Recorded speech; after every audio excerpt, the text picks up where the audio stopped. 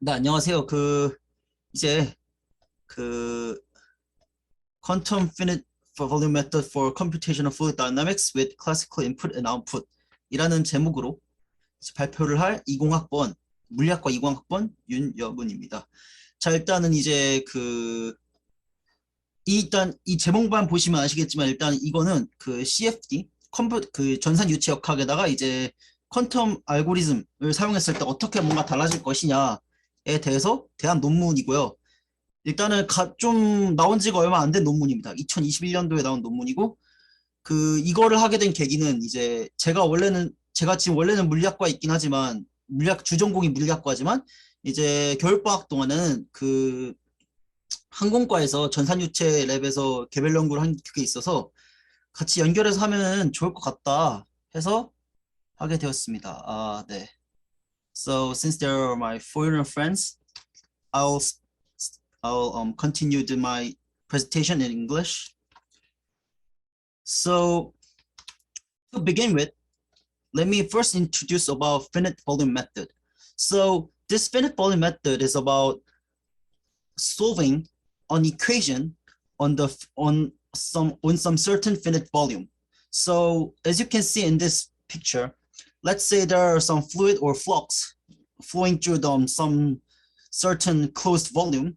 We will first divide this a certain finite volume into some pieces of nodes and edges, and we will calculate the flux for each node.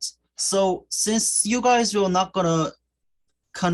familiar to this, let me give you a very simple toy example. So let's say there's a rod of 0.5 meters and at one end it is a 100 Kelvin and at the another end it's a 500 Kelvin, and we want to find out the temperature distribution along this rod, and how shall we do that?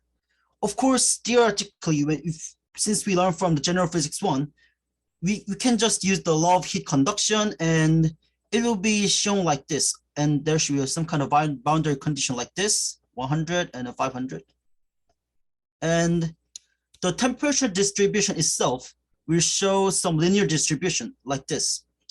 But in reality, we cannot do that, and also in reality, we deal with some three-dimensional and very complicating systems. So we cannot use this. It is really hard to do this theoretical scheme.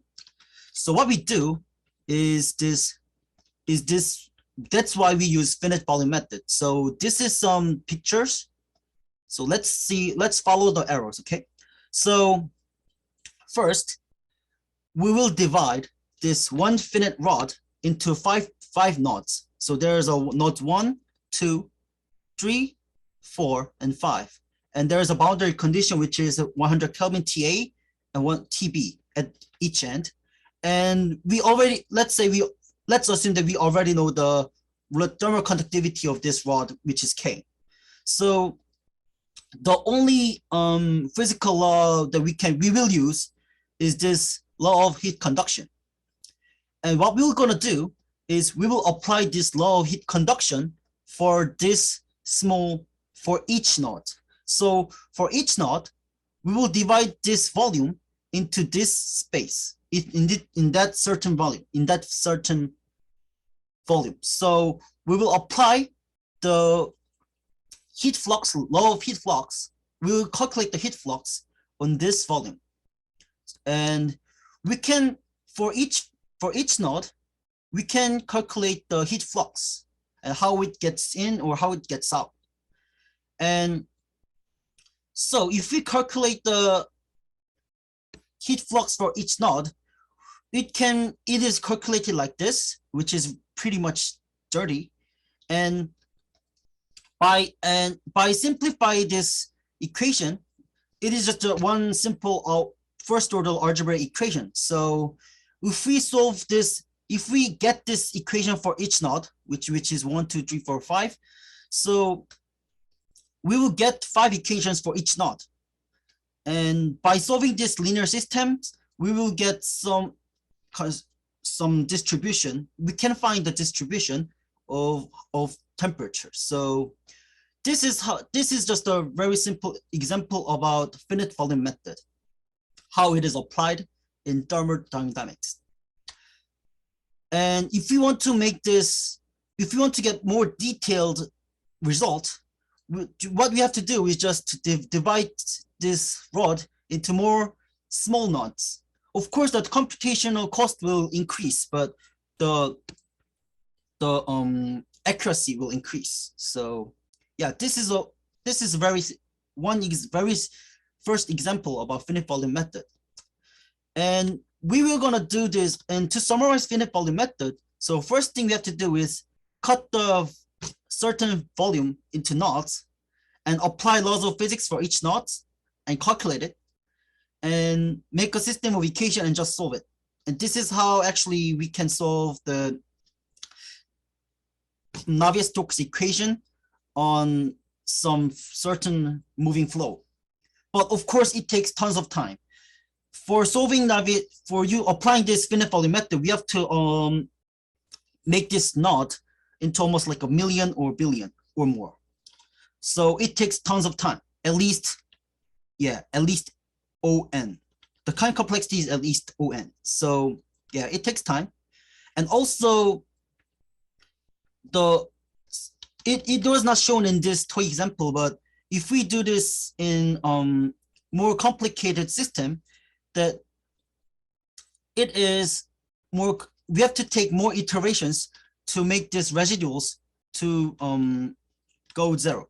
So this is pretty much how we get this, how we calculate or how we simulate the flow of fluid. But yeah, until this is just a classical thing. But from now on, what this paper introduced, what this paper suggested is that this is a time complexity for a classical computer, classical finite volume method algorithm for fluid dynamics. And by using some sophisticated quantum algorithms, we can make this n log epsilon over 1 over epsilon to this at least less than this time complexity. And let me briefly introduce each is that this one is precision, and yeah, I will gonna introduce another one later, and n is number of knots. So we can actually make this better. We can actually make this thing better for better time complexity. And let's see how it is made. So, but before we start about QFVM, even if we use good algorithms for solving linear system, but it takes time to make classical variables to quantum variables, because of course there are already good quantum algorithm for solving linear systems, yes, but generating an input from classical variables and updating variables for each iterations takes time. It takes time. So we have to solve this problem for making a very quantum algorithm for finite volume method. So let's see. So briefly introducing the steps of quantum finite volume method is that first we have to load the boundary condition and geometrical condition on the memory. So this is an initialization steps, and we have to solve it. For solving step, we're gonna use quantum linear solver. I just call it QLS, and also we're gonna use quantum preconditioner. And since we solve this one linear system, we're gonna update its variables to reduce the residues. And finally, we're gonna change, since the result from the QLS is not classical value, so we will change this quantum result to classical result. So this is a flow chart of how the QFVM is going. So let's start with initialization. So we have to generate input from classical variables, and to make this efficient, this paper suggested a quantum memory layout called QRAM. So this is how it looks. So we will save some geometrical definition, such as how the nodes are divided, or how the number of nodes or where the nodes is saved at this part. And physical variables such as initial values or boundary conditions will save at this part. And lastly, this part is most important thing when conducting on finite volume method, is that we have to update the residue for each iterations. So in this paper suggests residue some tree to make a more efficient way to update this residue. So QRAM is one method that this paper suggested to make a more efficient way to initialize. So for just data loading, for loading a data, it takes a ON. So since there's a n nodes, since there are n nodes, so n number of nodes, it takes ON time complexity for loading a data. Of course, this step, loading a data itself is a very classical step. So this time complexity also takes part in classical method. And also, we have to make this residue, since we have to solve the QLS, we have to make this residue sum tree, classical residue sum tree, into residue vector, which is quantum variable. So it takes O log n for O log n time complexity for this step. So this was initialization.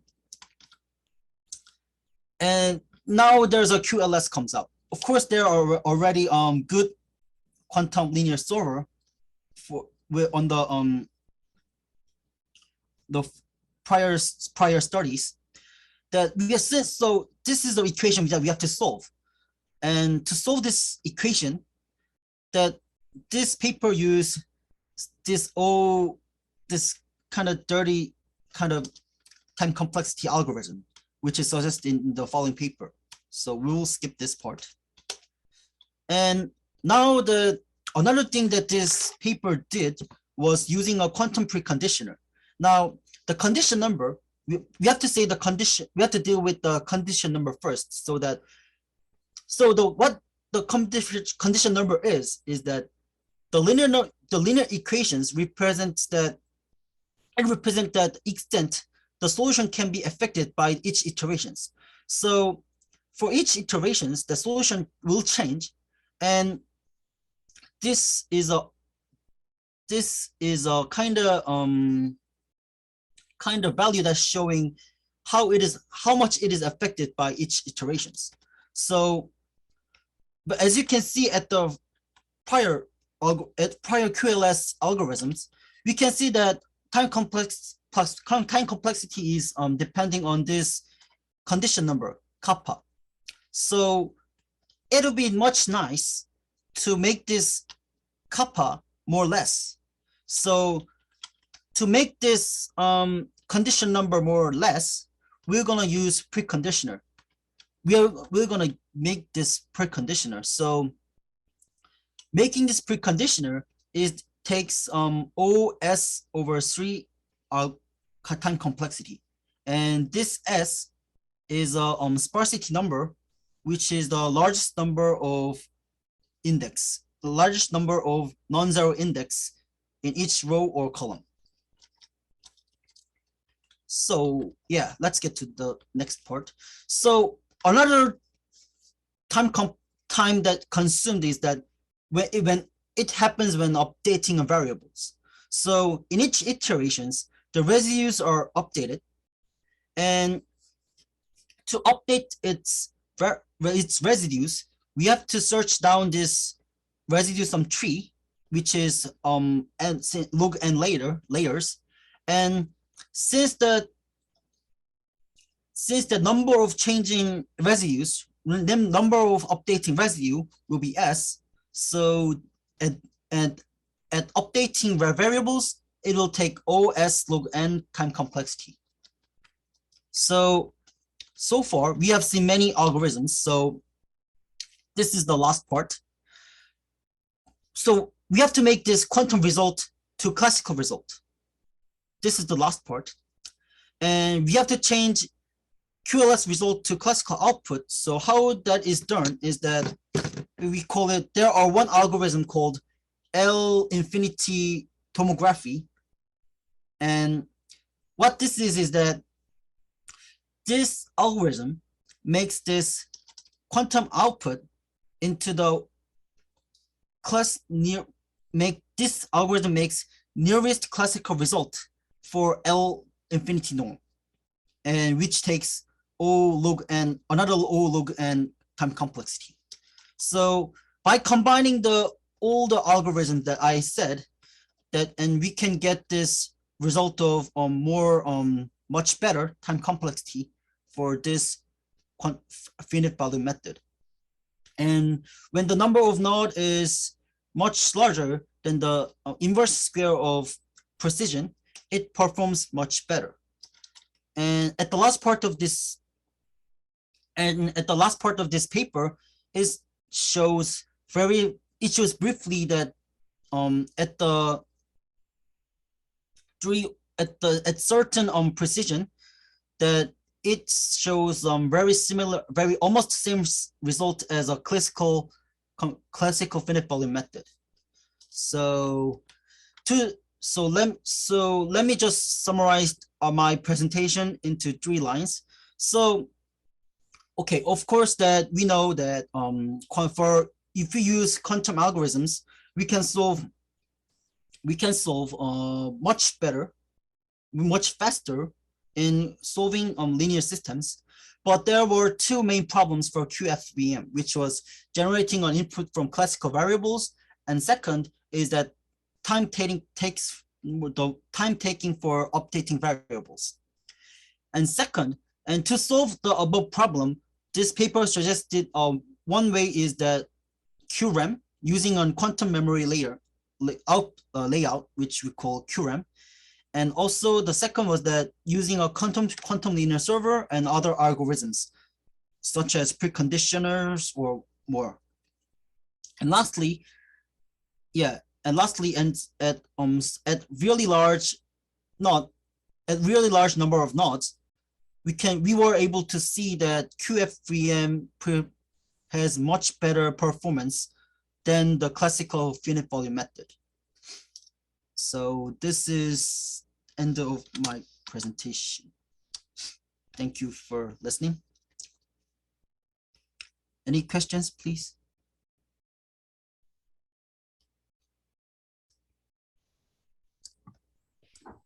Okay, thank you for your presentation. I personally think this is very interesting result. So my question is that just to make it clear, so the asymptotic cost decreased because of QRAM and HH quantum linear solver.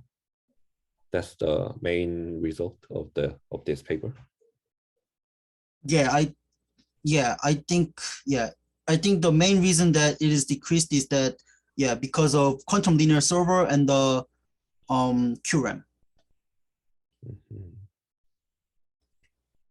So can I ask how they realize this QRAM in their experiment? Did they just make a calculations of everything, or? That is actually the part that I actually cannot understand about this paper, is that it does not they just say that they just perform the simulation results, that they did not put more detail on this simulation result. So that is actually another question that I have in my mind too, about conducting a calculation.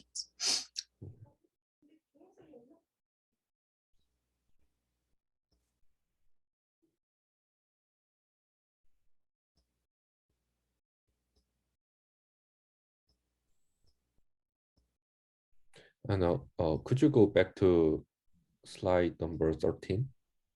Okay, here.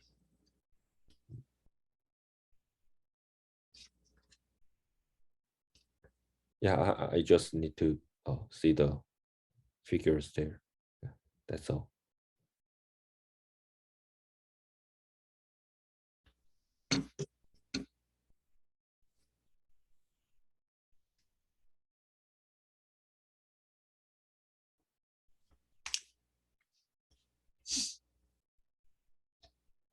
And do you have any more questions?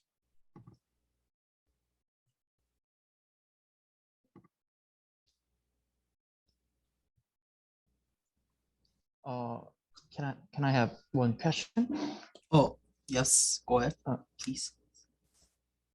Thank you for your presentation, and I'm just wondering. I know the form of classical data, okay, Yes. but in quantum, what is the specific form of quantum data? How to convert the classical data to quantum data? Actually, Yeah. actually that part that is actually good question, which was one part that I really can understand in this paper.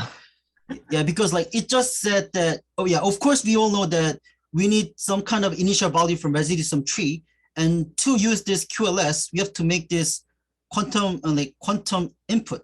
But what paper was said was like making what is it, using some kind of a what do you call operators to make this thing. Yeah, so that was actually another part that I really can understand it, since I don't have that much base about the quantum mechanics. So Okay. I think the quantum data is maybe one kind of quantum state, I think. yes, But yes. I'm not sure because I doesn't read this paper. So Yeah, I okay, think that thank you. makes sense too. Yeah, just yeah, maybe I think yeah, making this classical values to some kind of a quantum state is that actually does really make sense. Okay. But I was really I wasn't able to understand that kind of a mathematical method. And can I have one more question? Oh yes. And I think the QLS, quantum linear system solver, is very important to part of this presentation. And QLS can be used for another system or can be used for only a QFEM. Oh yeah, this algorithms are general. Yeah, I think this algorithm general algorithm. Okay, thank you. Which is shown here. Okay, thank you. Yeah.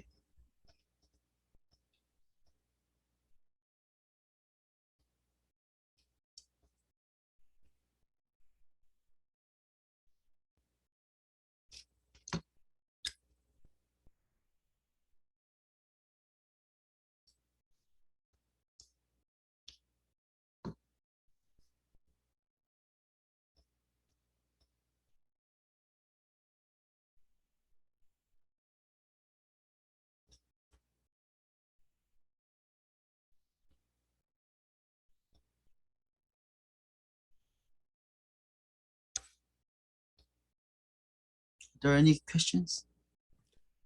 So if I understand correctly, so the cost of initialization is still order of n. Oh yeah, but yeah. At this initialization part, especially here, this loading of data part is on, but still, even for the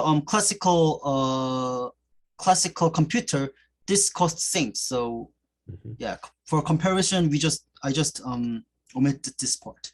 I thought the classical simulation of Navier-Stokes equation is order of n, according to your slide. excuse me. This part is just for loading a data. This part is just for loading a data. Like we have to load n data at the RAM. So this is a time complexity for that matter. Just So inputting our data. we on RAM. assume we have a loaded data and Yeah. then do a cost analysis. Yeah, Okay. exactly. Okay, I see.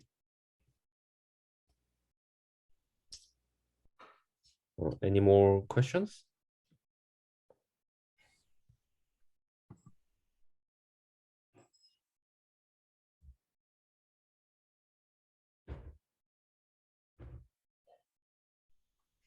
Okay, so if you guys don't have any more questions, let's end this meeting. And thank you for preparing this presentation, Yamun. And well, see you next week then. Yeah, thank you.